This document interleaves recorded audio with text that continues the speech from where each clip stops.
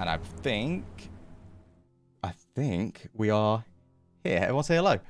Hello. Hey everyone, welcome to the Crimson Petal. Sorry about starting late, but I'm not really sorry because that's what we do here at Carpe Diem That's Live. on brand. I know it's the brand, y'all. But welcome back. This could potentially be the second last session of this arc, depending on what happens in the meantime. But where we left off in the last session, these lots, I was going to say they fought a zombie beholder, but we didn't, because they just turned it into an orca and then left it to not suffocate, but just flop around a tiny bit while they dealt with some undead creatures in an underground, how can I say it? I'm just going to say like a cult area, which was mainly focused on blood. They got out of it pretty unscathed, right? No one really got hurt during that fight. Anyone get hurt? I during did. that fight? Yeah, Oh, you got yeah. wrecked. Yeah. Oh yeah. But they discovered a little room to the left and right hand side as they were working their way to the hopefully direction of the Leaves of Learning, and they entered a room which was ordained in just beautiful silks and robes and coins and treasure. It's basically a hoard. It's very narcissistic, if you would. Throughout that, they found a few items, magical items. We're going to say they've decided, they've discovered what they are and all that kind of thing. During this, because it bogs down the gameplay otherwise. But during that time through the room, they discovered a book, or at least Rascal discovered a book. And Rascal, being Rascal, wanted to keep it secret because in Rascal's mind, to protect the people who are surrounding him at this point, keeping the secret is best for them. However, the party, or at least some of the party, decided to go against that because they understand that in this moment right here, secrets are not the thing what should be happening. We ended the session with Neela going, "Who is Seeker?" And as a DM, I just said to these lot, we're going to go down the room, so the beholder's not a problem. So we're going to be skipping a tiny bit ahead to a point where they found themselves in a room which is almost like a cave-like system with multiple different directions they can go, with one direction which is kind of pointing straight forward, if you would. And we're going to be beginning our rest. Do not use short rest yet until I say so, please, everyone. But yeah, we find ourselves in a room. Tensions are high, understandably. Neil, I don't know if you're going to be pushing the questions or Rascal's going to be speaking, but... Rascal is pacing the room. He is walking back and forth. Yeah. Just looking up and down towards the group. Neela is just looking at Rascal. What's everyone else doing before we get into that? Real quick. Let's go Annie first, because I think you're here. Yes. I am here. What's Annie doing?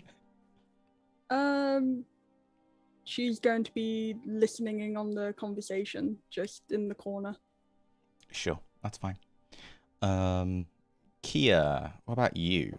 What's Kia doing in this moment? Because obviously you and Rascal have a bit of an understanding when it comes to this kind of thing. You're not too judgy in this moment, I guess, but what are you doing exactly? Yeah, no, Kia's kind of standing off to the side specifically of Rascal. So standing nearby, not really engaging, but just watching any interaction that Rascal has and kind of being there just in case. Okay. So you sort of... bodyguard is needed. No, that's fine. That's fine. And you had the seagulls surrounding you in your head as well, which is lovely. It's very... For some reason, seagulls have managed to find their way down here. It's a nice protective area, I guess. That's totally fine. Oakley, what are you doing? I am going to be Neela's moral support. So I'm just going to sort of patting her shoulder as she's talking. Okay, so I like this idea. Theodore? Theo's just gonna kind of like tap Neela's shoulder a little bit just to like say I'll be right back, and I'm gonna kind of see the open pathways Okay, we'll So- come on to that in a second, actually, yeah. Something to bear in mind as well, Theodore, when we got the insight check last time, I believe you rolled higher than Rascal's deception, so you would know at least something's up, just to give you a bit of, I don't know, just a little thing for you. But you're just moving around. And Yeah, totally. boy, what are you doing? Apart from dying, Sugar, please don't die. Boy, what are you doing? However Rascal is walking, if he's walking in a specific path, of like trailing backwards and forwards, Boy's gonna end up in like a rather cornered off space close by to where Rascal's like where Rascal stops his pace to turn to go the other way. Boy is sitting in the corner there and timing his pacing to see like the bounce of his bag and how easy it is for him to just reach out and grab the book. And so he's just timing Rascal's pacing at this point. Okay, yeah, I'm cool with Just that. waiting for an opportunity. Roll me an intelligence check real quick. I would like to state that how I designed the book holsters are they're basically straps around the books with a leather loop that goes through the belt. So you would have to kind of unhook the belt. It's all right. If they're good at sleight of hand, they just do it. They do it, but it's like they have to unhook and all the books will fall out. Well, Boy doesn't really know what book No. Rascal's got. They just know that there's an extra book. You do know that, yeah. We established that last session that you do realize there's definitely something extra there. Yeah, so they would clatter on the ground and you would see all of them. Yeah. And then it's who's quickest at this point. When you say intelligence, which intelligence? So just D20 plus your intelligence modifier, nothing else. All right. Okay, it's a natural 20. Okay, so you are just studying Rascal, and there are moments where there are openings to Rascal's movement where if you wanted to do anything, there's definitely an opportunity for you if you've got it. So with that roll, you've got the idea of a pacing. You've definitely got it. So I might give you some advantage on that because you rolled so high for your intelligence there. We'll see. We'll see how it goes. Let's go Theodore first. So Theodore, which way are you going? So I want you to imagine it's like you're on the face of a clock, and you have different paths branching off. You have one what's at 12 o'clock, which is in your head going towards the lever of learning, and then you have 1, 2, 3, and you have 11, 10, and 9. If Theo goes exploring and tells Neela will send dancing lights after him and also keep a telepathic connection up between the two of them. Dancing lights range is 120 feet. And you do need sight of being able to move it. If you can't see where you're heading in, you're taking the dancing lights, I feel like you need to see where you want to send them. You can move the lights up to 60 feet to a new spot within range. Within range? That's weird because you wouldn't know. Don't worry about it too much. We're fine, but it's just they want to keep an eye on Theo. It's fine. As long as they're within 80 feet, so to keep up their telepathic link. Sure. That's all good. And telepathic link is 120 feet? 80 feet. Oh, okay. I'm giving you more than Jude. All right, cool. So, Theodore, where are you going? Is it possible for me to do an investigation, but with the sound waves of my lyre? Describe to me how, and then we'll work on it. I know that the 12 o'clock path is the one that goes down to the... Yeah, sure. of Leaves of learning. Yeah, Yeah, sure. There we go. You got it. You got it. I kind of just want to use the sound waves to see if there are other doors or if all those other paths are open. Like the other doors that we passed before. Okay. Let me think. I think, yeah, I really like the idea. So you like using the reverberation of the sound to see what the timing of it hitting and then an echo back is what you're trying to grasp, right? Basically. Okay, yeah, sure. Roll me an investigation check then. Okay. And we'll say that you sort of strum, right? But it's going to be happening in the middle, and it's just going to reverberate out, and then yes, because you use a lot of your senses through hearing, you can sort of pinpoint a few things depending on how high your investigation check is. Well, that is a whooping 19. What would it have been if it was a perception check for you? Would it have been lower?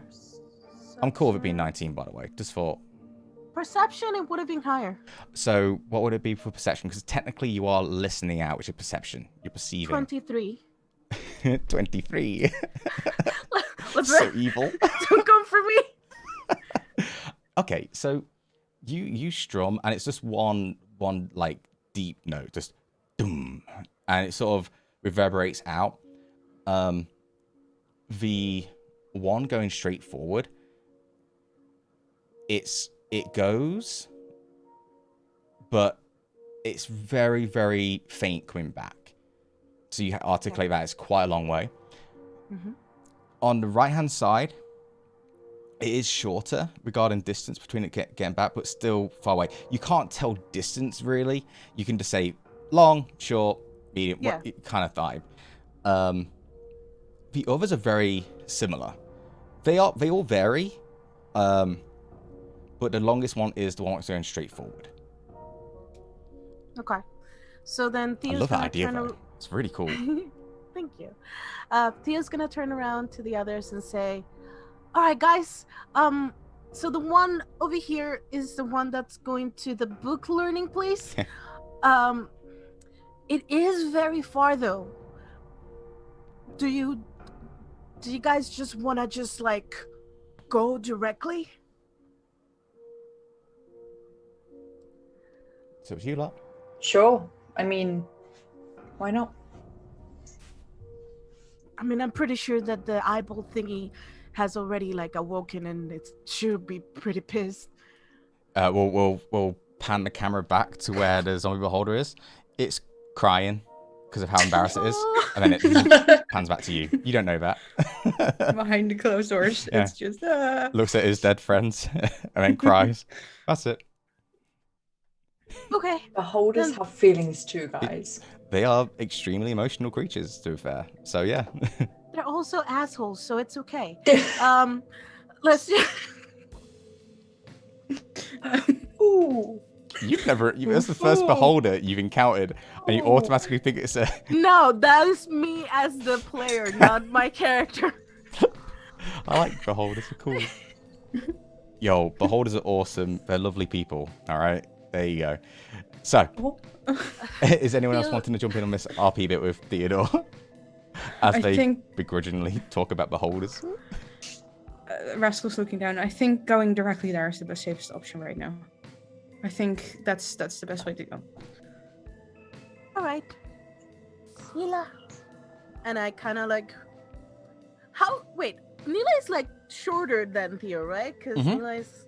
Okay, so Theo's kind of just gonna lean down a little, and since he has a hat, he's just going to make a show out of like tipping it and just putting his hand out for Nila.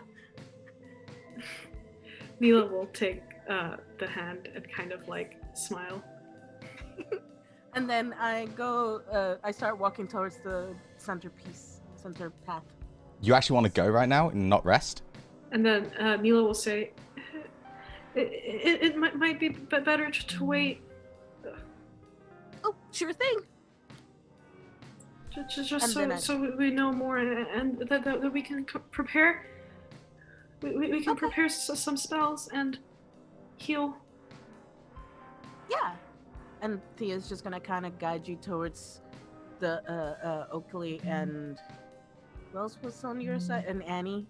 Mm-hmm. And just kind of like sit down next to you. All right. So if everyone else is okay, we'll be handing this over to Neela and Rascal for a moment. And obviously, if anyone wants to jump in this bit too, feel free. But right now, it's you guys going for it. So, yeah. Rascal is pacing back and forth, looking at the ground, kind of gripping his own knuckles and squeezing his own hands. And as he's walking, he just kind of looks over towards the group with Neela, Oakley, and Annie, and Theodore sitting next to it. Glances over towards Kia. Glances to Boy.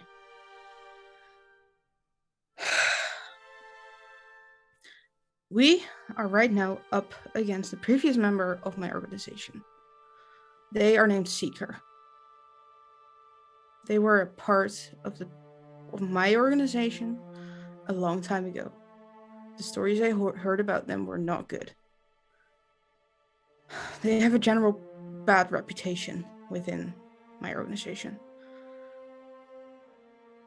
A year ago, I fought them once in front of the gates of this town, this city. I lost a comrade. I lost a friend in that fight. Now we've met them once more. Well, I've met them once more back in our previous town where we were. And it does look like they became more power hungry than they were before. I don't know what they're into. It feels like some sort of ritual, and I don't know how far they're into it. But all I know is that it's not good.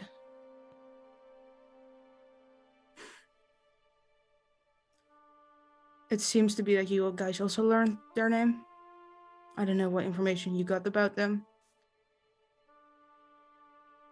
But that's as far as my knowledge about them goes. About them specifically goes.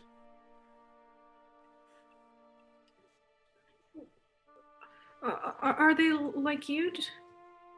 Do they have any weaknesses and any thing we need to look out for? Make a history check. That's cocked. That's cocked as well.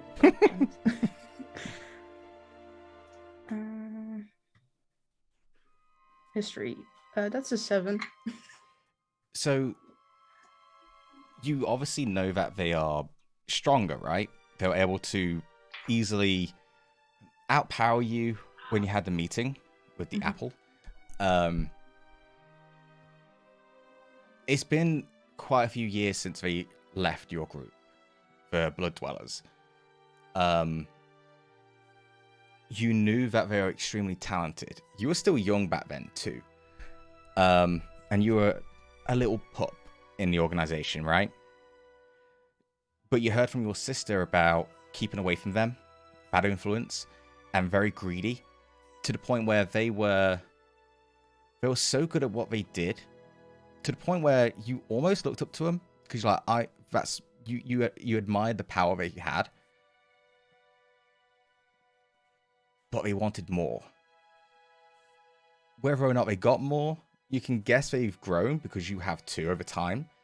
But apart from that, it's just guesswork. Weaknesses, you don't know. All I know that they are greedy. All I know is that they always want more. It's never enough for them.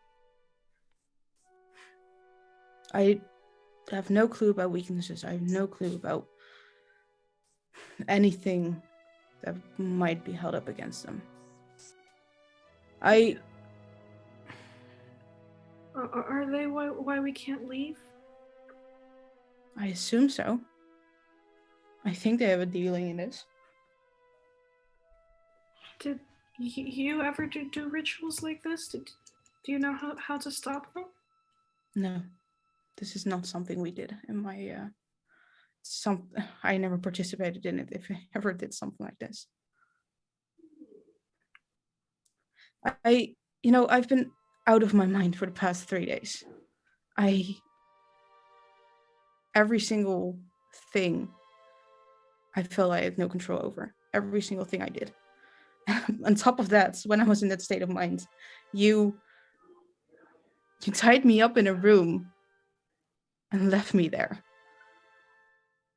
To stop you from running away. I felt like you were going to tie me up for me to die there. No, you were safe there. No, I wasn't. Yes, you were. We were downstairs. You weren't. You left me there. You tied me up and you left. And he looks at Kia. And then he looks back at Nila.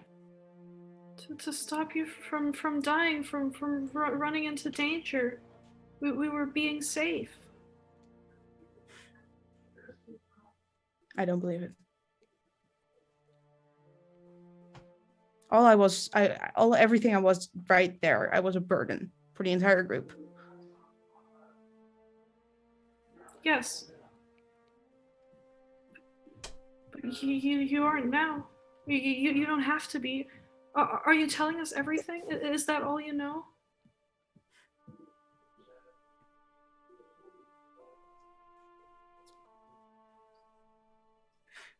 Everything I've been doing, this entire travel we had, was all to keep you guys safe.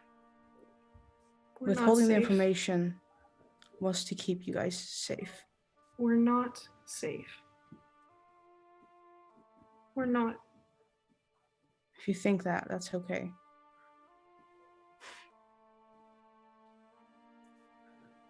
And he's going to hold his books and take the book out. Okay. And he's going to say, after you read this, I cannot guarantee your safety anymore. And I cannot protect you anymore. And he's going to hand it over to Nida. Okay. All right. Where's my notes? Ah, shit. Oh, no. Boy, when the books are handed over, what are you like? Boy, the whole time eyeing Rascal, he was kind of trying to play off. Like, every time Rascal glanced at him, he would kind of look away.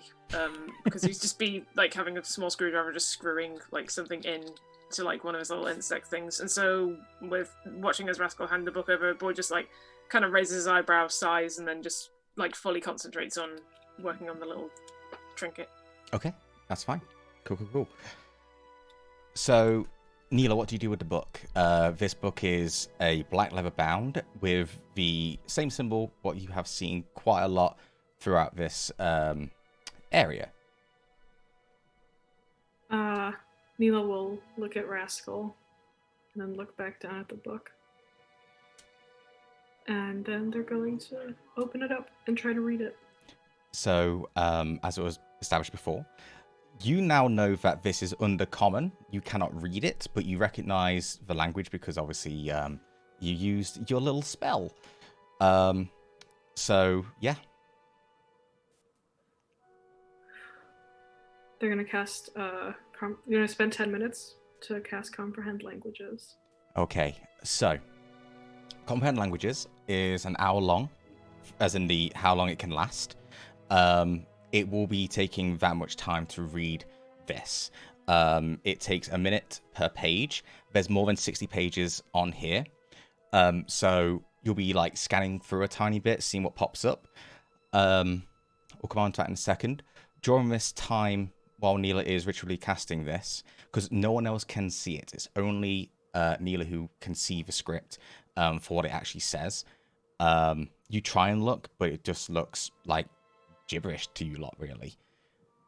What is everyone else doing while Neela is doing this? Because you have an hour. This is your rest period while Neela is doing this. Let's go around the room. Theodore. After the two of them talk, Theo's just gonna look through his satchel and he's gonna take a flask out and just kind of do like a little whistle thing towards Rascal and just throw it to him. Rascal kind of perks up and then tries to catch it. Dex check just because. Oh, that's a pretty good roll, actually. Oh, thank God. That's a 23. I rolled a 19. No, you're fine. Yeah, you get it. Like, you barely... It's like, it's at the corner of your eye. You're almost looking at Neela, and then you grab it, and then you turn and you have it. I kind of open it up and take a big gulp. And I look at Theo, hold it up, and dip my head. Okay. I took it back. I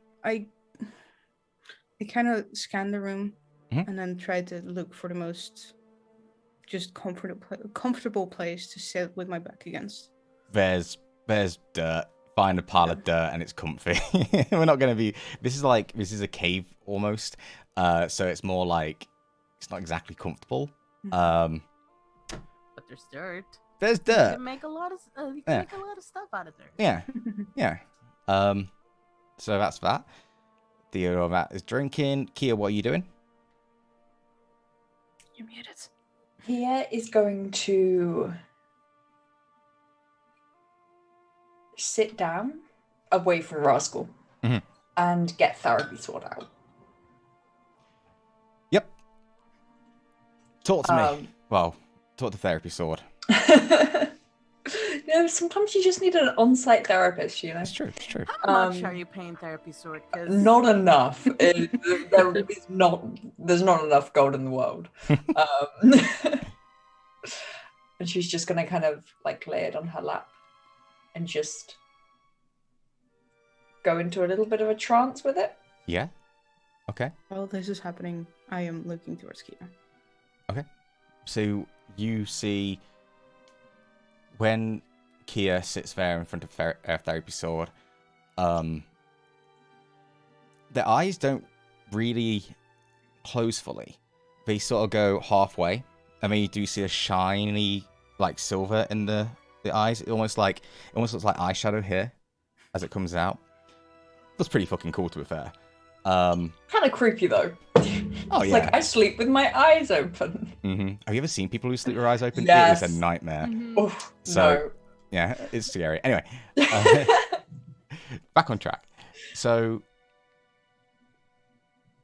as you take this moment to just breathe and see, what are you trying to get out of this, by the way? You're going into this moment, right? But what are you trying to get out of this personally first? What's your goal of doing this? Kia would I'd like a little bit of guidance and outside perspective. Because they seem to like know things. So if they've, been a whatever thingy thing they are, that sure. thing. Yeah. Okay. And they've worked with other people in these kind of scenarios, and maybe they've seen something or spotted something as well on the journey that Kia hasn't picked up on. That's just fine. kind of like going for the parental advice, Yeah, sure. That's and I think that's kind of the right thing to do with Kia, because Kia left home a long time ago. Parental advice has not been there. So TS is here for you, I guess, right now. Even though the last time you mentioned family and therapy sword went very quiet. So big yikes. Hi. Hello, Kia. Hi. So this is strange. You're coming to me. Usually I'm going to you. Yeah. So I noticed that you were leaving.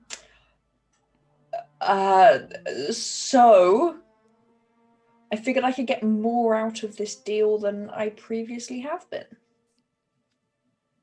Sure. As much as I possibly can. But yes, of course. What do you need? Is there a limit? I mean, knowledge. I lived a very long life, but I'm just me in the end. Okay. Wonderful. So you're aware of the goings on in our group? Yes, I unfortunately have to listen most of the time. Wonderful. That must be not the time. It's painful, honestly. Yeah. It's painful. Yeah. They talk so much. Anyway.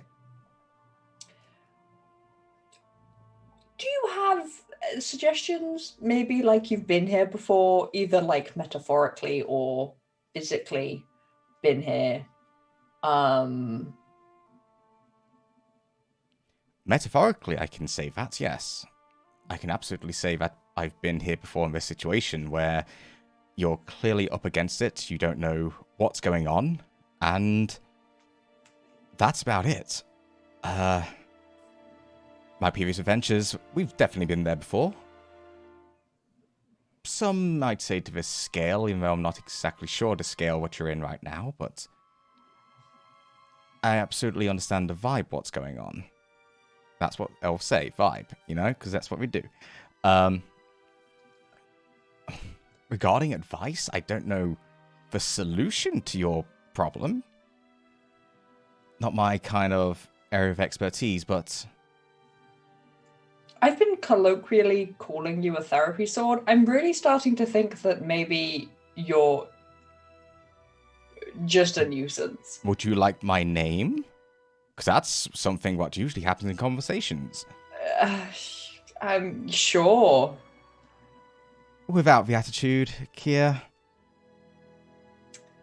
Oh, wow. I've just realized we have had so many wonderful, enlightening conversations, and I have not found out your name. Oh, sword, who probably can't give me therapy. What is your name? Professional is what you'd have to look for there. My name's Daylor. Daylor Windsong. Daylor. Yeah, Daylor and Windsong. Bro, you think I'm going to write this down? What was that again? This is for the other players who take notes. Daylor. Windsong. Windsong. First try. Nice.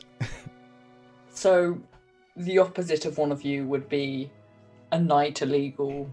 Yes. Still. Absolutely. Note. Very good. Wonderful. And it's like a little in the back. So, two things. One. Yes, Dave. Oh god, I thought you said Dave then, as in me. I was like, oh god. Yes, Dave! I made a mistake here. Okay, so one. Understanding your role in the party is extremely important. You are stronger than, at least physically, than most of your party. I know. You seen the furry one? They are very strong, yes. But raw power, that's you. And you're also able to take damage.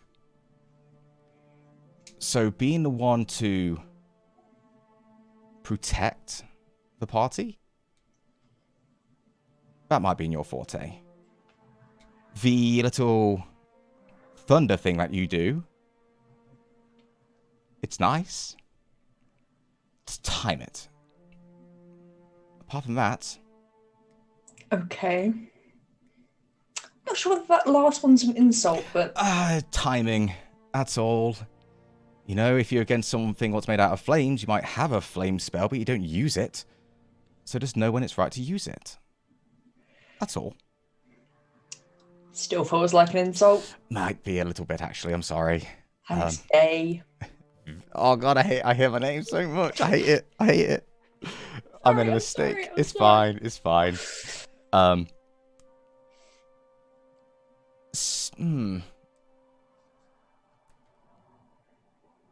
I think... Sounds painful. I know. Relying on your friends, or at least your partner, I don't know if they're your friends or not. You have some weird relationships going on here, but... I don't know if it's admiration, if it's just interest, I'm not too sure, but... Find out what your party can really do. If you lack communication within a party, then you're going to go into a fight not knowing what anyone can do.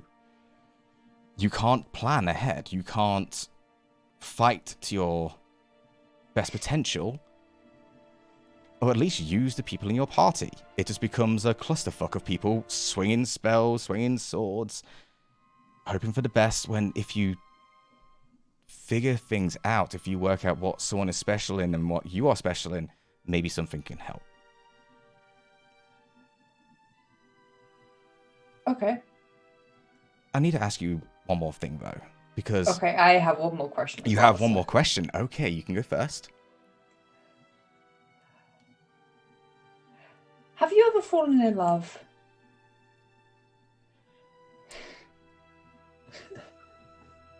Well,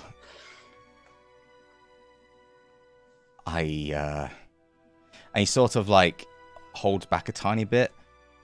I'm still in love. If I'm honest, my family still resides in the Feywild, and I unfortunately thought adventure was more fun. I left my family, my daughter, my wife, and unfortunately I never returned. I was close to leaving this realm forever, and I don't know if it's just will or I don't like to say this, but maybe it was the love, the passion. I wanted to return home, but in that moment when I was taking out, I think it was a sheer determination to get home that forced my spirit into this sword. So, I don't like saying it, but maybe it's the love I have right now what's keeping me here. Wonderful. So, yes. So, the falling in love results in eternal pain, being trapped, following around some random stranger. Wonderful. Looking forward to it. Anyway, it's hope. You had a question?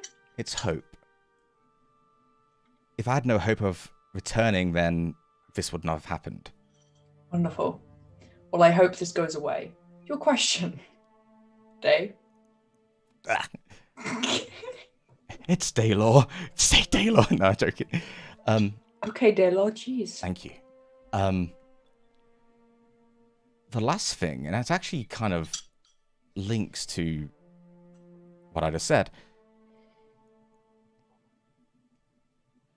What does this group mean to you? If that's not clear, those past two hints mean nothing. So what do they mean to you? Maybe as a group, maybe individuals, but... I don't know most of them. Of course.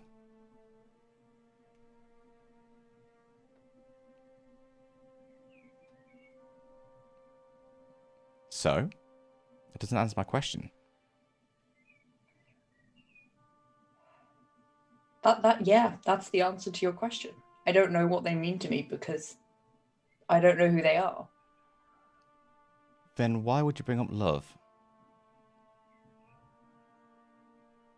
Oh, you see a cute baker boy. I do read your thoughts, unfortunately, sometimes, so you can't really lie to me. That's not fun. I know. Why would you do that? I know. It's not my fault. I mean, I was all in love and they fell in the sword. Yeah, it kind of sounds like your fault, my dude. So? That's actually Daylor, by the way, not me. So? If not the group, then someone means something to you. Sure.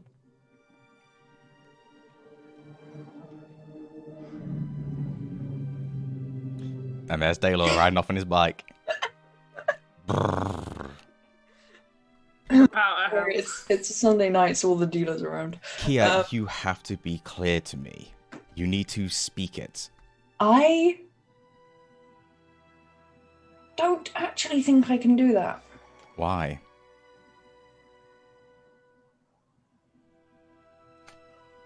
I'm sorry, you can read my thoughts. I think it's pretty clear why I can't do that. But you need to say it yourself.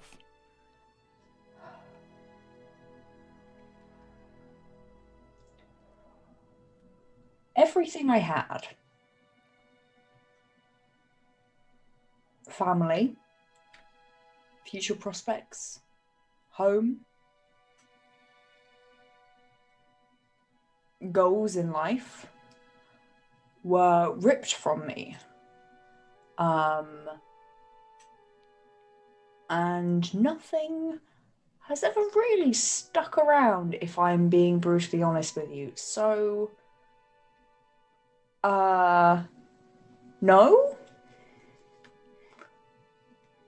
Do you feel No. like this party's going to stick around, or you're going to lose them? Which one They scares were you more? arguing over, like, inconsequential information. You think they're going to stick around? Inconsequential? Well, some people thought it was inconsequential, some people didn't, which I think is in itself an argument that proves they're not going to stick around. Was the information passed to you? Do you actually know what the information was? Not really. Then how can you say it's Doesn't matter. inconsequential? We're going somewhere and we're going to hack something to pieces. Sure. If that's what it means to you. What scares you? Keeping these people or losing them? Losing them, because that's how it ends. Tried and tested. Been there, got the armor. And left it for a little goblin. Yeah, it didn't really fit the goblin. I don't really know why he picked it up, you know? They look pretty cool. It looked like a small child was trying on the armor of his father when he comes home from war. It's pretty cute. So...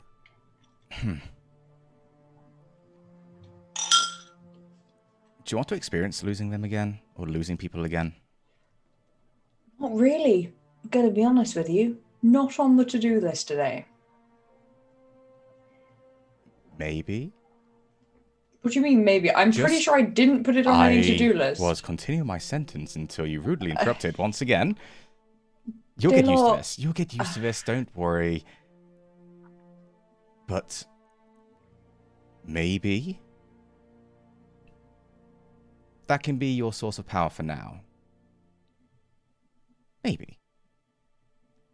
You clearly haven't figured it out yet, or at least verbally you said it. But keep it simple. You don't want to lose them. Doesn't have to be any more complicated than that.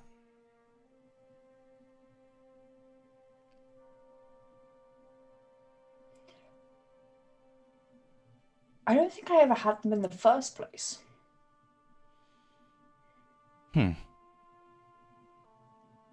Maybe. But... they do trust you. Or at least they don't question you that much.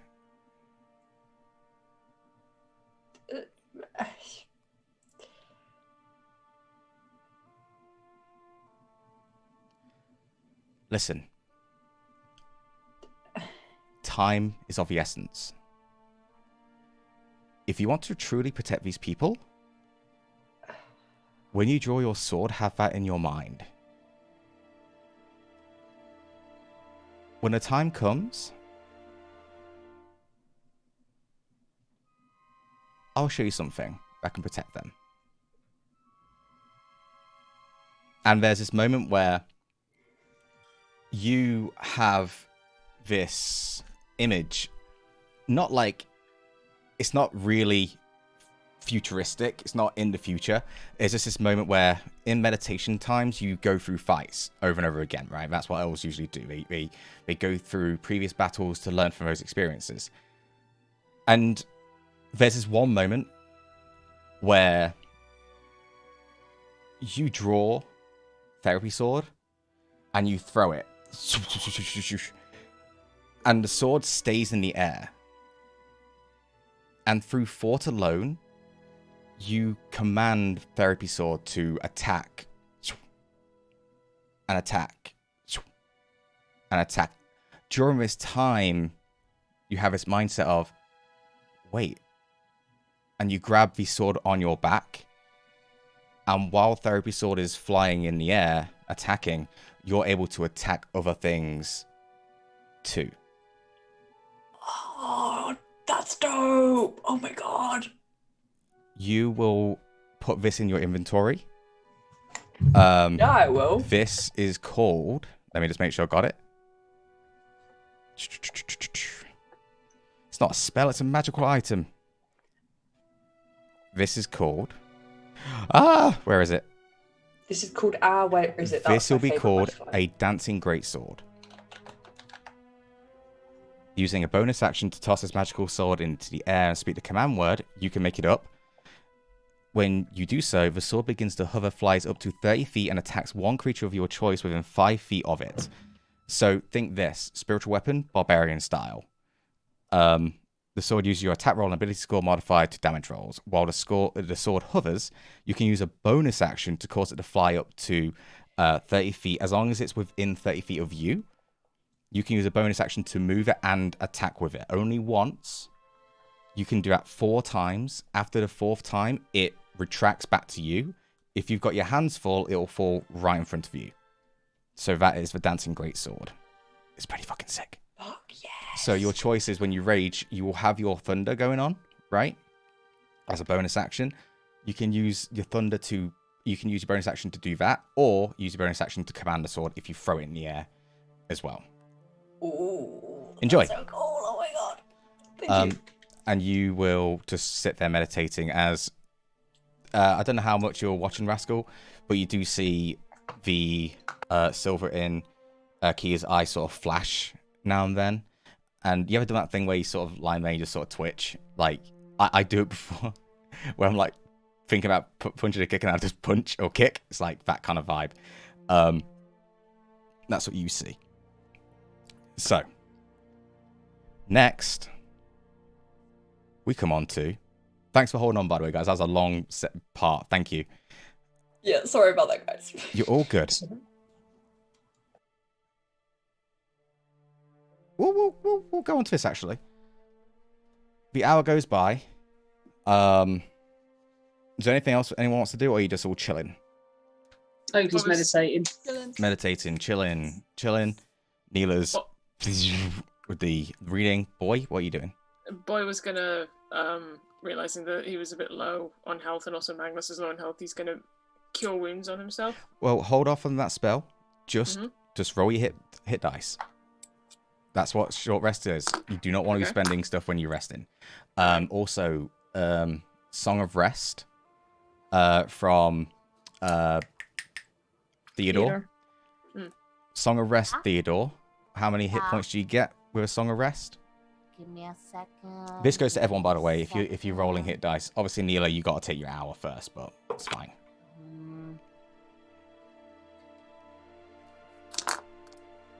Ever where I think it's gonna be. 1 second. It's all good. Song of Rest is a fantastic body thing. Annie, we're going to come on to you then before we got onto the book, because we've got to do this in the hour, so. What? So Boy would have at least fixed Magnus. Yeah, that's fine. Like, they would regain 1d6 of hit points. Roll a d6 for me, Theodore, and if anyone wants to take those HPs, please do so. If anyone's spending their hit dice to heal. Which I would highly suggest. 5.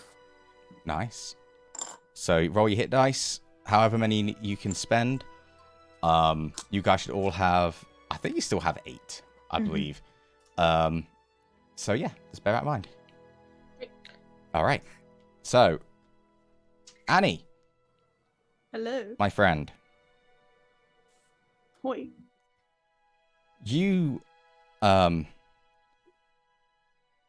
sit down with your sword to the side. Sorry, your shield to the side, sorry. As you just add on to the paint of it. And during this time, you get a slight, almost whisper into the back of your head if you choose to listen to it. She's going to listen to it. As the voice that you haven't heard for a while, and since you cured Rascal of being a little werewolf boy, and you hear it's interesting because it's booming but comforting as well. In this time, you hear another Patreon of yours, and another deity of yours, sorry. As we go, Annie, how are you feeling right now? They are going to look around. Sure. You're quite shocking. Yeah, of course. You hear a deep voice in the back of your Yeah. head? Yeah, for sure. And she's gonna go,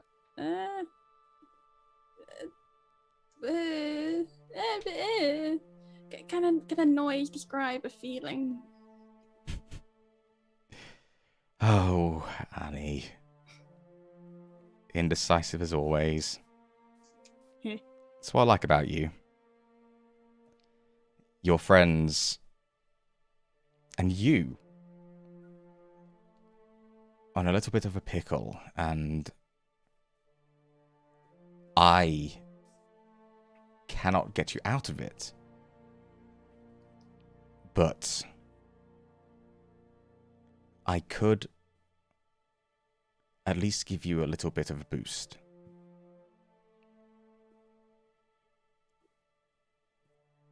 If that interests you, of course. I mean, any help is very good right now. Very, very helpful indeed. So, yeah, very much appreciate it. The sense that I'm getting from High Moon is... it doesn't sit right with me. I focus on the life of other creatures. Dragonborns, dragonkind, other people too.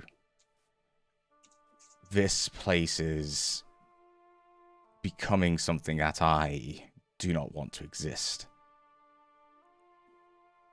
And the only way this can be stopped is probably with you and your friends. If you promise to me that you can put an end to whatever's going on,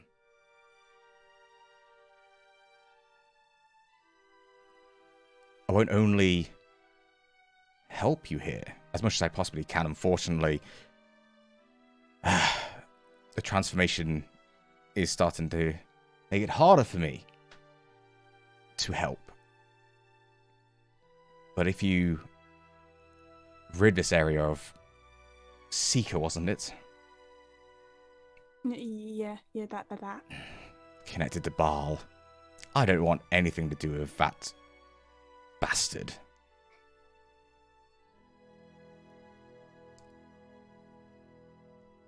I'll tell you exactly what happened to you before you lost your memory.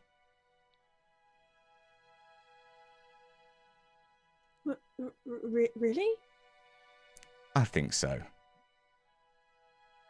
I apologize. The reason why I haven't helped you before is, quite frankly, without sounding too mean, it kind of went wrong with my plans for you. You weren't supposed to lose your memory, and through that, you lost your potential in that moment. So, I need to make sure that my investment is strong enough to handle the truth. Are you okay with this? This is, of course, yeah. A lot to take in. Not gonna lie. But of course, I want to help as much as I can, and this is incredible to hear, knowing my past, and yeah, so I'm absolutely up for it. Okay. And you see, well, you sense the presence of your deity sort of like land behind you extremely gently, like a cat landing, if you would. And there's this moment where you feel some kind of like heat behind you as your back starts to go up a tiny bit. and you sense a clawed hand just tap the back of you, sort of around here, if you can see where I am. And as that happens, you notice that your posture, which was like sort of curled over, sort of just shifts slightly, like a bit more backbone, if you would, metaphorically speaking. You sense this urge to fight. Maybe not physically, but fight against the pure evil what's happening around you. It fulfills you with purpose. That this is something what you can stop. You can help others. You can protect your friends. And with that, you can protect your family elsewhere. And it's through this strength where the sense of dread that everyone has been feeling while you've been in High Moon, it's almost like you have a glow inside you. And the feeling that you had when you went into the church of, I feel okay. That settles into you. Like, whatever's happening right now, you can handle. You can trust in yourself. You can trust in your deities to protect your friends. You have been given one thing and another thing. The ability to help, heal, and do anything like that without needing to roll that charisma saving throw. The second thing, as the hand touches your back and the warmth goes from inside of you, it almost comes to the back of your, to the back of your spine. As you sense the sprouting of the same kind of wings that you experienced before when you were helping Rascal. Not physically there, but it's almost like it's... I told you what, Maddie. These are like spectral. Describe the dragon wings you'll have.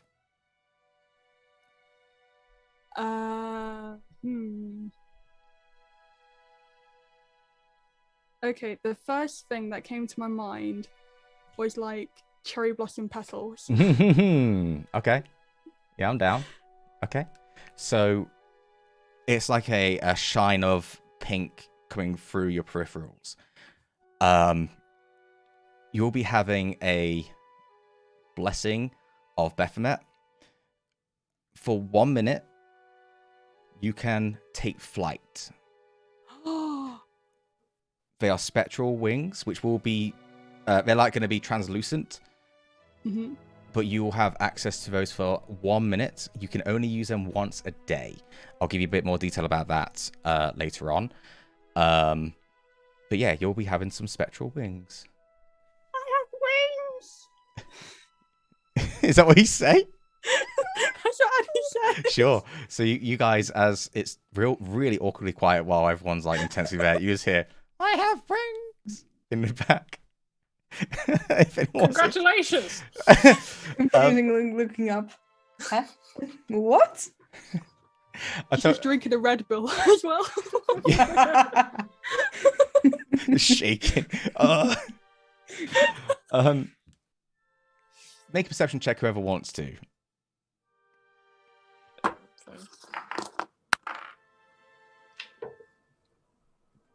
Well, 16. 16? 17 actually. 17? Yeah. Anything, Theodore? no. Move on. So whoever rolled over a 15.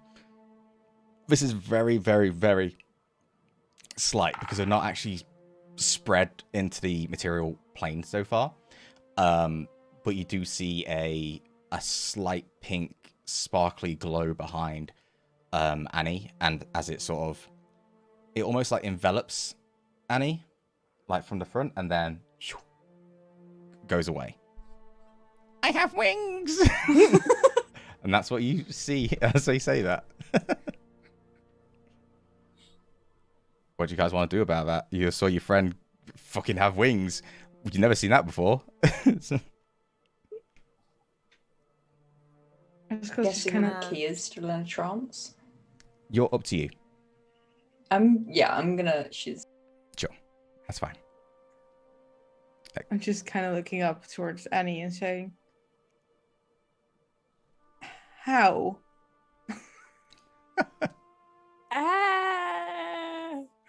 Yeah, that sounds Deity, about you right. know. Oh. Well, they look cool. Thanks. I have wings. I can't believe this. I'm very happy. Yeah. Very happy things are happening. I'm very pumped. This is amazing.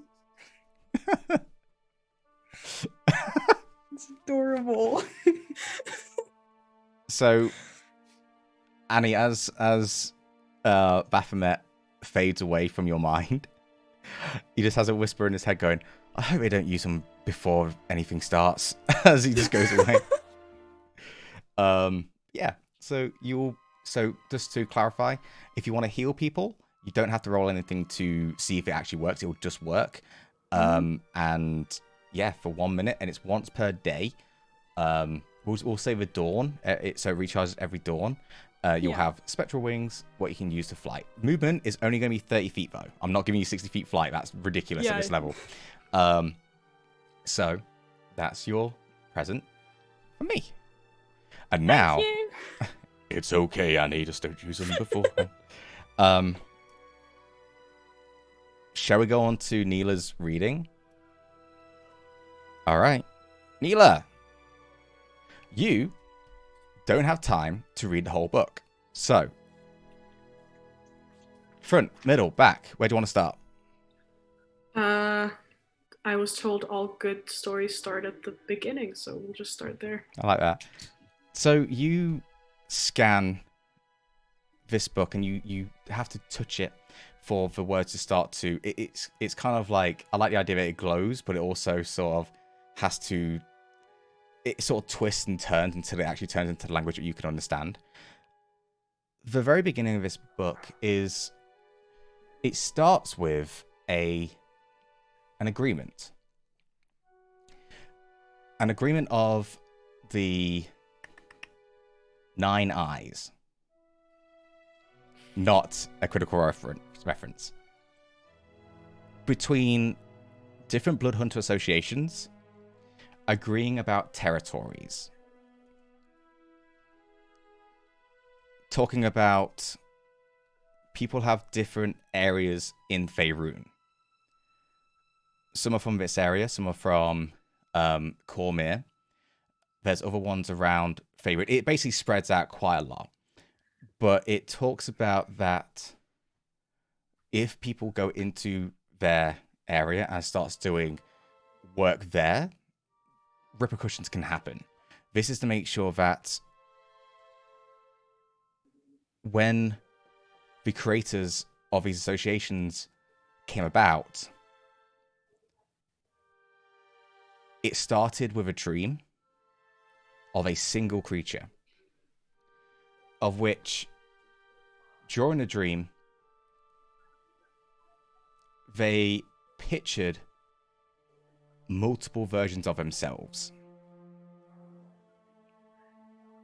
Some look different. There's no drawings, it's all written. Different names come up. You find one, because I haven't written any other names down because I'm silly, but the one from this one is Velxer. Velxer.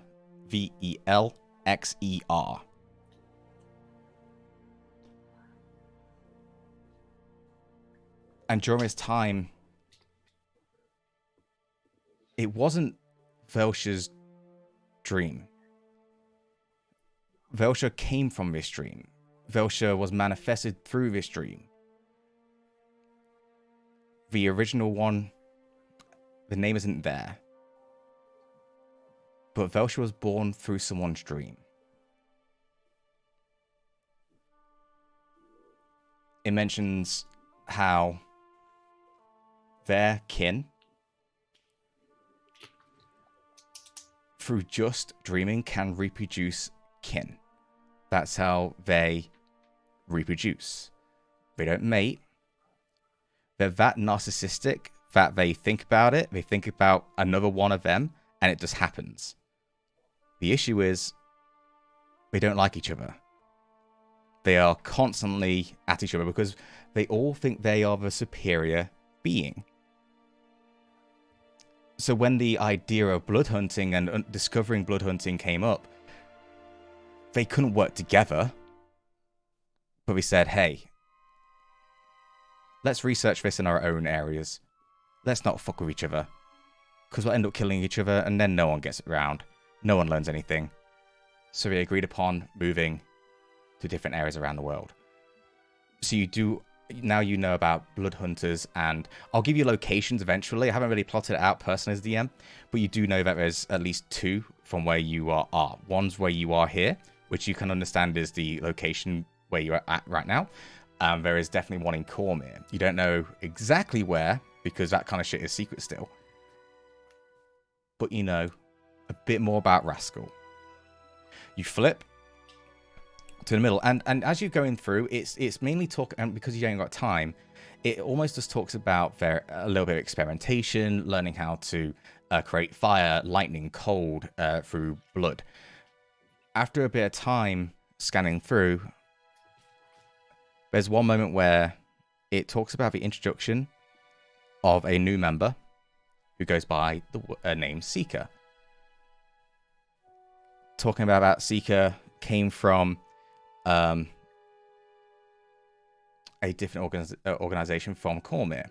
And as they were introduced, Velsha was paranoid because they thought that this was just going to be a kind of a spy from the inside. But Seeker talked about the other organization and talked about how they were mistreated. They were taught certain things but held back information. They mentioned that Seeker thought that they were held back because it's for their own good, but Seeker thought it was bullshit. Seeker was here to seek power and asked Velsha to give him that power. So they allowed him in. Velsha saw the potential that Seeker had, the intelligence, the drive to learn more, the drive to become more powerful, and Velsha thought that they could use them. Because Velsha's far superior compared to Seeker. That's the idea, what you get from there. Super narcissistic, up its own. I don't think they have asses, but up its own arse. And just thinks, okay, we're gonna keep them on a string. We're going to lead them away. We're gonna manipulate them so that they work for us, and we'll give them little drips of knowledge here and there. After a few years, Seeker became more powerful. They started to discover new abilities. And the same pattern that Rascal mentioned seems to happen in this book, where they became so knowledgeable that there was nothing more to teach, and that made Velsha paranoid, because people are hungry for power. But Seeker came to Velsha with a plan. They spoke about visions they had from a deity called Baal, who Velsha does know about, at least, but doesn't really interest them too much. But Seeker came by mentioning how blood can be used to enhance power. That blood itself can be used as a catalyst to make ordinary spells much more powerful. it mentions about, I believe it's Mistra or Mistral. I think it's Mistra. Talking about a limit to people's power that they can use. Meta terms 9th level. It used to be higher than that, but because of an ancient civilization being crashed, because it was too powerful, the limit was 9th level. But through this, maybe it had the potential to break through that barrier. I'm using this spell, that's fine, but I'm enhancing it.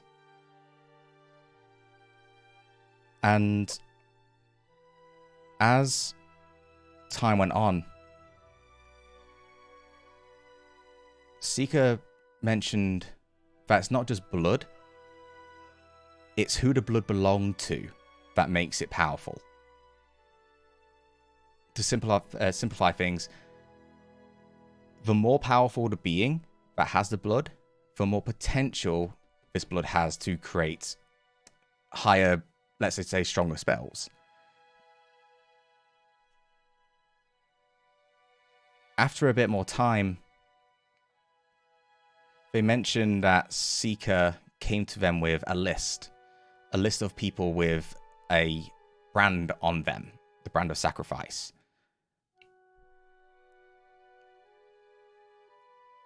Seeker mentions that these people have tremendous potential power. And if we are able to get the blood of these people, not necessarily kill them, but at least the blood, then we can enhance spells beyond our imagination. We can unlock much more powerful spells than we truly deserve.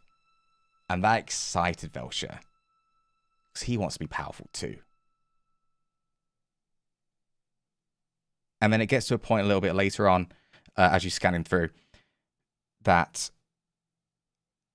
Seeker went out to hunt these people, but they were spread out too much for one person. So Seeker came to Velshire with the idea of connecting with the Death Stalkers. Religion check, real quick, Neela. I know I've been doing a lot of talking. I hope that's okay, guys. This is lore dump time. It's the end of it. No. It's the end of the arc, y'all. Gotta give you some stuff.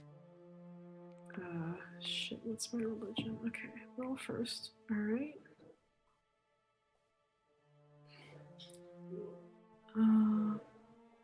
No, yeah, it's great. I just paid 2 pages of notes.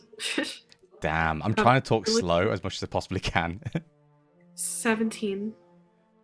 Okay, so with 17, let me think.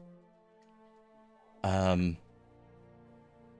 my god, I've been dumping so much. I've just gone blank on what I wanted to do. Hang on. Oh yeah. The Death Stalkers are basically the clergy of Baal. They managed to connect with the clergy of Baal, who, because they are even more connected to Baal than Seeker to start with, they sort of collaborated. They had the same kind of interest for the Death Stalkers to grant Baal more power. Because Baal at this present moment is known as a demigod. They've kind of, it's almost a dead god actually. But through the practice of sacrifice, more people who are obeying their laws or just praying to them or sacrificing people in their name, it gets more powerful. So the Deathstalkers were the ones to fill in the gaps, because Deathstalkers are trained assassins. So it all made sense. And the last thing was a moment where Seeker, and you scan and scan and scan it. It talks about assassinating and all that kind of thing going around. The last thing is you read that Seeker brings in a few people. They recruit a few people. One of which is a... how can I say it?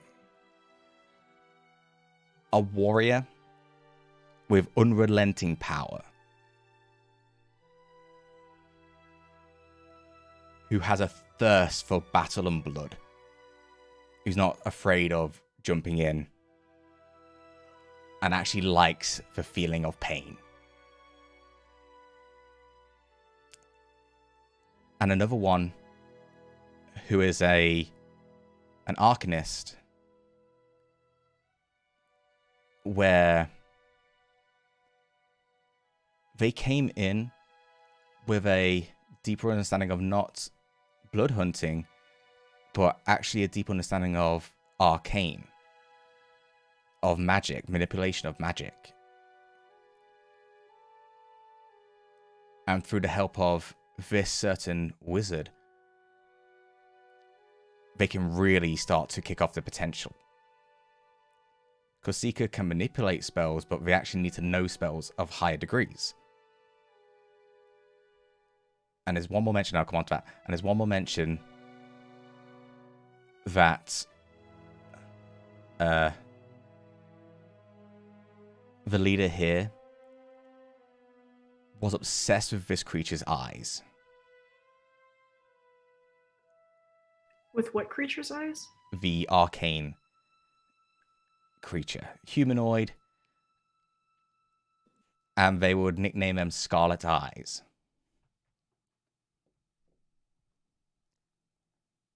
After that, nothing. The page ends. Thanks for listening. I'm tired.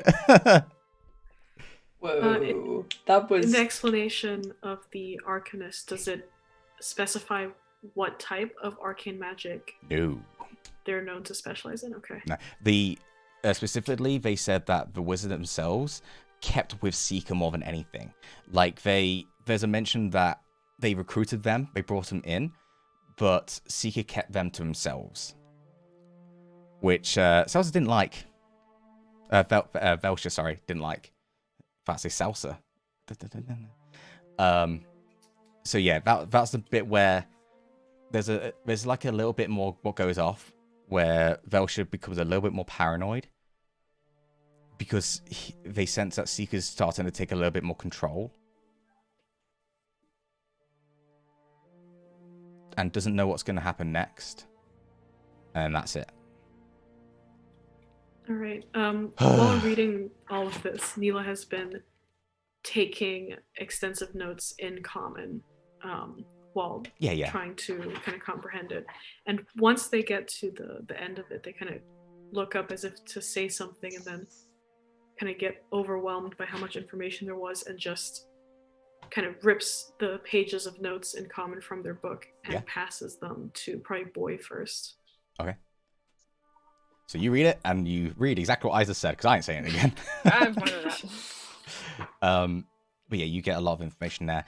Neela, as you finish and you start ripping, you're doing this in silence because it's a moment in your head where, because you're a divination wizard, correct me if I'm wrong, that they would believe in fate then. You have this deep feeling in your gut that things are starting to do this in the world for you and the people around you.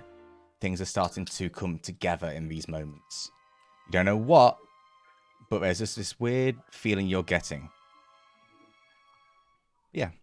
Boy, you got handed the papers as Neela falls asleep because they need a rest. Boy's just gonna like cross-reference a couple of things. Yep. Like they're gonna look back at some of the old notes of like all the things that happened within like Jerry Blossom, and connecting like the marks from like Father Henry to like different things, or like brands of sacrifice and that kind of stuff, and then like get all the information together, and then after that they just kind of simplify some stuff. And then just to re-simplify it for everyone else. That's fine with me. and then passes it round to everybody else to make a simpler version. To say this is the gist. That we .. Yeah, you can send me that as well. So thank you, because I could have done that, but then I thought I'm going to write a whole passage. That's why I wanted you to make sure people read the book. I wrote out, I'm like, fucking everything I wrote here. I was like, no. But but during that moment when you simplify, you pass it out. Technically, this is the end of everyone else's rest, but Neela doesn't need to rest. So, last thing before... Yeah, Neela, go. You said that the longest we would be able to stay here is for 2 hours, right? Just so that you get a rest. That's honestly it, yeah. So, with the reading and the identify spells that we still technically have to do, I don't know if Neela will be able to take a short rest. Hey, let's just say this. There's enough time for you to take a short rest. Does the identify for the majority of them. That's what I mean. We're splitting, passing, attuning. It's all and good. we can attune to certain items. You're fine. Identify a few items. I'm not going to be mean, especially at end game. I ain't being that mean. Might be a little bit mean. We'll see. Boy, do you mention the side notes to everyone else as well then? Oh yeah, like Boys like combined like a mixture of like the notes that was in the book and then just like a little side passage of like, oh, this is funny how it says this because we've just encountered this, and then just passed it around to everybody else. When Rascal gets it, he will open his own notebook and start scribbling out the information, the most important notes of what it says on the paper, into his own notebook. And then mostly the most important information to know for back home. Yep. We'll explore that next year, maybe. We'll see. So, you'll take your short rest, Neela. You can take your short rest too, my dude. I am not being like, no, you only spent 15 minutes rest. Just take the short rest, it's fine. Head into High Moon. Oh, sorry, High Moon. Leaves of Learning. Head in High Moon, you're already here. But is everyone ready to head up? Or do you want to explore different passages? Sugar, you muted. Theo, hello. Hello. Hi. So Theo's just gonna stand up, make another grand show of just doing a hat trick. And he's just gonna lean down and give Neela his arm again. Neela, after reading that, and right after trying to take a rest, they're going to kind of look up at Theo, and then they're going to look at everyone else, and they're going to say, can we do this? This seems like a lot. What we're up against is maybe more than we can handle. Theo just kind of looks at her and smile, like his smile stops being like that manic smile that he has all the time and just kind of softens a little bit. I promised you I would keep you safe, didn't I? No matter what, my body will be in front of you before anything else. We can do this. We can do this. And Neela will get up. How do I invite away to shake up? Sorry. Just popped in my head. I'm so sorry. That's so bad of me. I'm so bad. I'm going to mute. And I mean, you know, if anything else fails, we can just throw Kia at them before we run away. It's fine. I think we kind of have to face this. Because otherwise we won't be able to return home. Yeah, and to be honest, I mean, every single battle we've had thus far, we've had this looming sense of doom before we go into battle, but we've come out fine. I mean, died every now and again, but still here. We find a way to get around it. Everything's fixable, as Timmy always says. Only one way to find out, isn't it? Ignoring that grandiose, speech, we'll make it through. I promise. Or at least you will. And again, Theo's just gonna, pinky promise. And he's just gonna hold out his pinky. Neela will take it. Yes. Cute.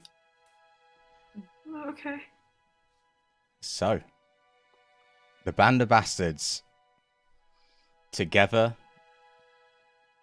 made a way to die. To the Leaves of Learning. The journey is an interesting one because you're going through this tunnel, and you still do see the flakiness of the previous mucus, what was there, actually would have come back. Why That's interesting. do we have to go back Don't worry to about the it. mucus? I just thought it's fair. You continue, and I'm gonna say, technically, it would be past a mile when the mucus begins to just fade away. It's an arduous and dark for most of you, apart from Annie and anyone who has dark vision too, to make your way through. And you do notice that the tunnel itself starts to become an incline to the point where it starts to get quite awkward. The heat around you begins to swell and build, and you hear the rumble as the earth starts to just shake around you. Sometimes it's faint.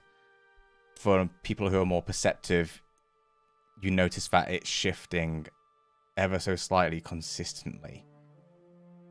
Like the world around you is beginning to change. You hear crumbling of rocks behind you as you see little tiny bits of orange light spilling behind you, but because you're on an incline, you know you're safe for now.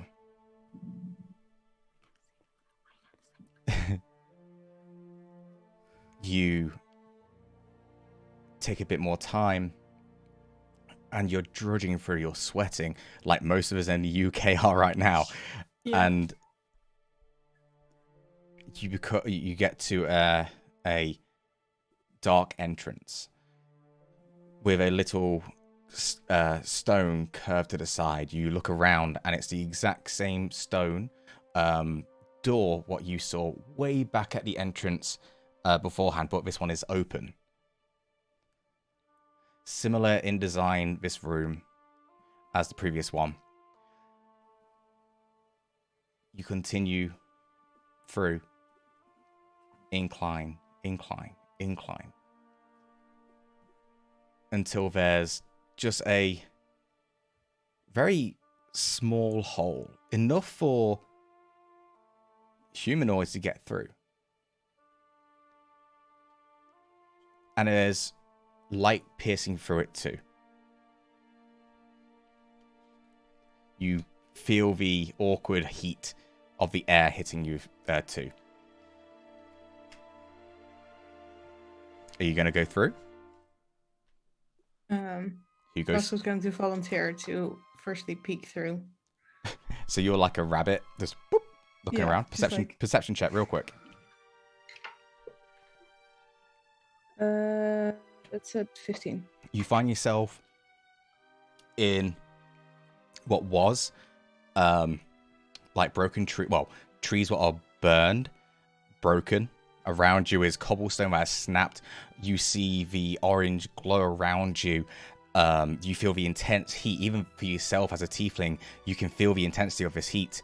And right in front of you, you see a wall spanning from left to right. But right in front of you is crumbled into the center.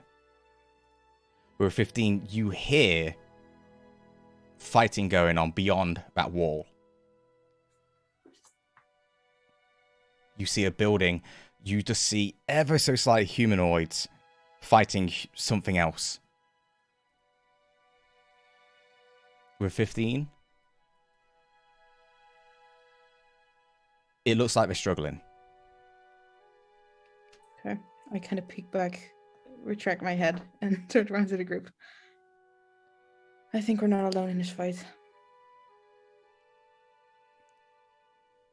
That's good. Got some backup. What do you mean?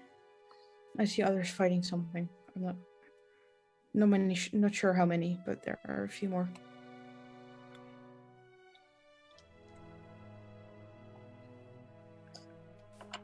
Everyone ready to... plan? There's a big wall in the middle. We still need to walk a little bit before we get there. Oh, it's right across, by the way. So the hole, it's 20 feet in front of you. Yeah. Hole and smashed up, but then it's beyond that. You see inside beyond the wall, 15, you do see figures fighting. You do see trees that look like they're dying. They're not dead, but they're dying as well. At least it's safe for us to get out now. There's no one near the hole, at the exit, so we should be able to get out freely. And Rascal's going to completely climb through it. Okay, go. Who's going for, after Rascal? This is going to be done with a little bit of speed now, guys, so let's go. Decisions. Kia, go. So Kia and Rascal head up. Quickly make a stealth check, both of you. At advantage because these lot are actually being distracted right now. Who's going after that? Boy goes.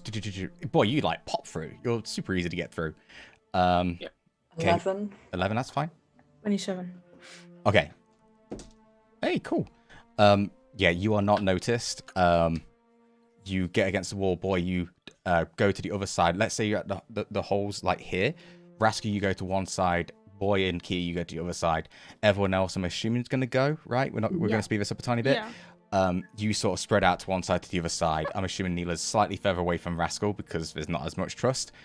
Now everyone else can make a perception check if you want to. But as you're getting closer, you do hear the grunts, the screams, just gargles and blood being spilled and everything like that. 22. 22. 22. 22. 22. Nice. 5, that's okay. This is intense, y'all. Okay, so Kia, as you're and Annie, as you're charging up, you quickly look around and you see a battlefield going off, and it's interesting because this area is almost like a garden type. There's 2 buildings. There's one in the dead center, which is really small, but then you see to the right hand side of you a grandiose building, which is almost like a tower, but it's thick and it's high up. It's actually taller than, well, technically you wouldn't know this, but it's taller than any other building in High Moon. You have this idea, and with Theo backing you up a tiny bit as well because you know direction, this is it. Now, with your eyes darting around to see what's going on, you do see an entrance closed on the right hand side where the big tower is. There are 3 guards standing there. They are all bald-headed. They all have pole arms. They're in orange robes with yellow sashes, and they are just attacking creatures, and some of them are humanoid. Some of them are actually the same Yuga loss that you fought way back then. The people at the door seem like they're becoming a bit weak. They're fighting off, but they are struggling. The others, they are really far away from you guys. They're spread out around the garden area. The garden, if it wasn't being a battlefield right now, is actually beautiful. It's really pristinely looked after, but right now priorities are survive. It feels like this has just happened. This whole thing has just happened. And remember what the Arcana Loft said to all of you. This place was protected. But times have changed. The barriers, metaphorically and physically, down. Shit's happening. How many creatures are the guards fighting? So with the guards on the right hand side, there are 3 fighting. Everyone, and then there's like loads and loads, tens and dozens of others fighting on the top left. But there's a clear shot to the door. So Rascal's going to look at the group. Everyone ready to run? Yep. And okay. Rascal's going to start bolting towards So here's what's going to happen. You guys charge right to the entrance to protect those guards. You see them hacking and hitting, and they're really good. They're like spinning the poles up atop the head. They're whacking them around the head. They're fighting, but they've been fighting for a while right now. Do me a favor. We're not going to do initiative on this point, okay? What I'd like is an idea from all of you on how to solve this, how to help these guards out, okay? So do me a favor. We'll do this. I'd recommend not doing anything big regarding the spell slots.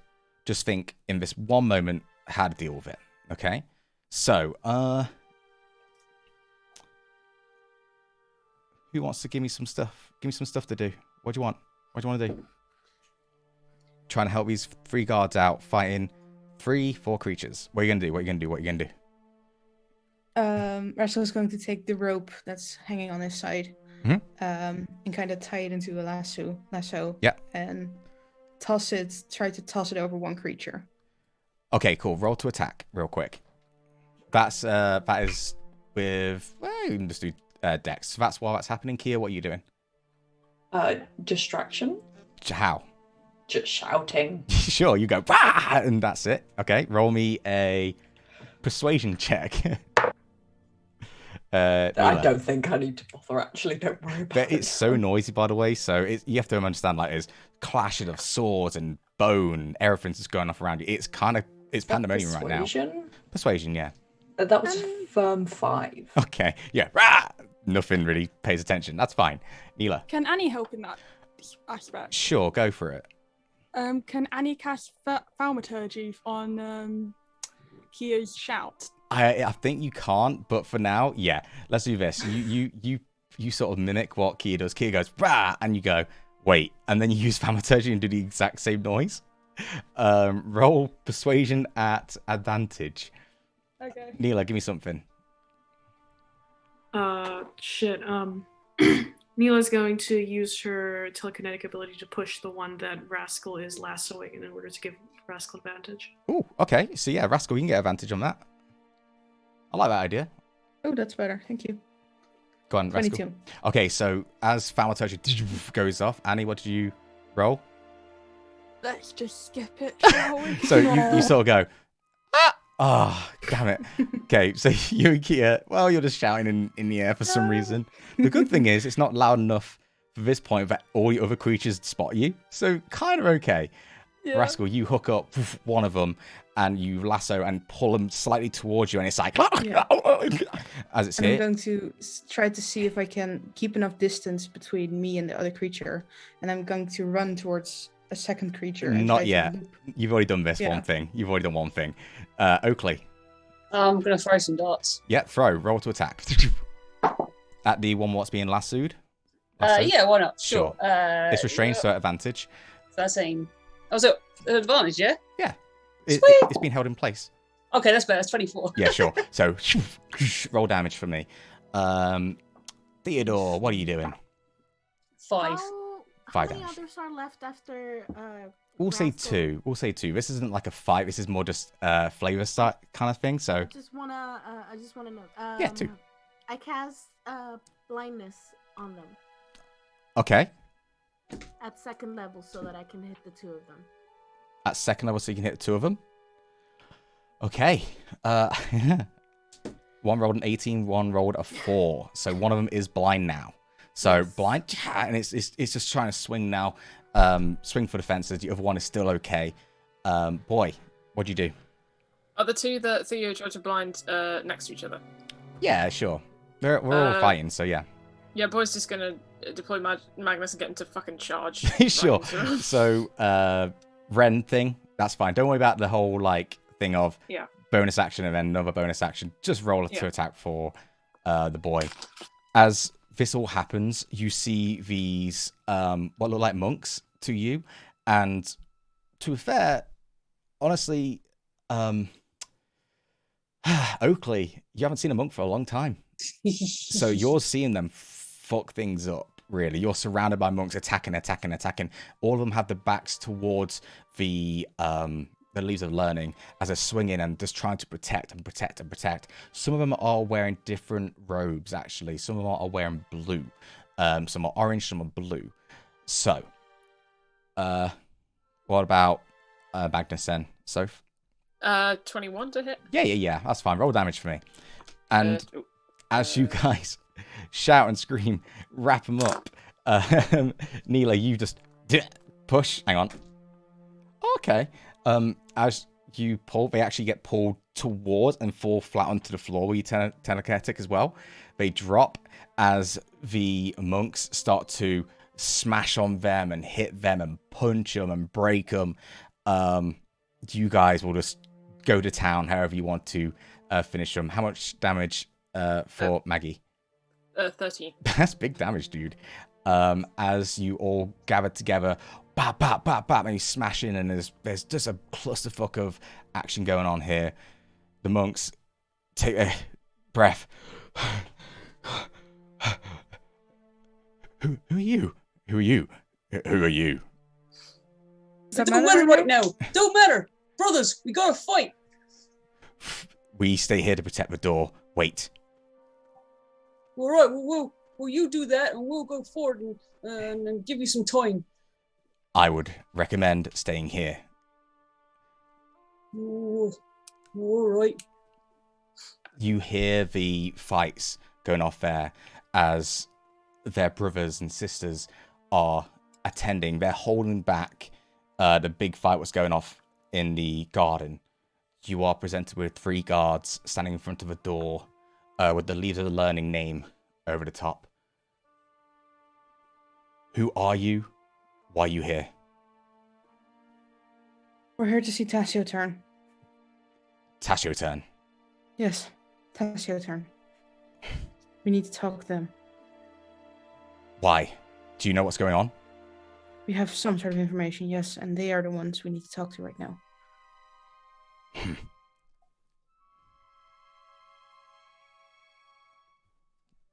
And you hear him heavy breathing, and it backs up to the door, this humanoid, and knocks.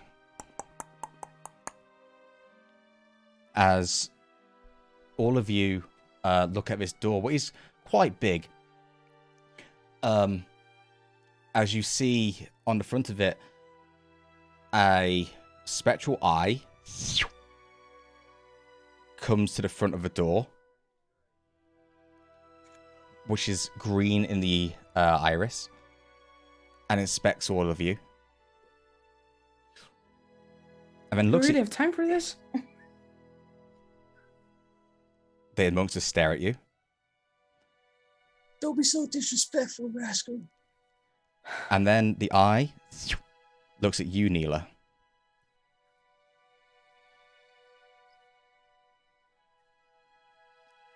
And it's almost like it looks directly into your eyes. The doors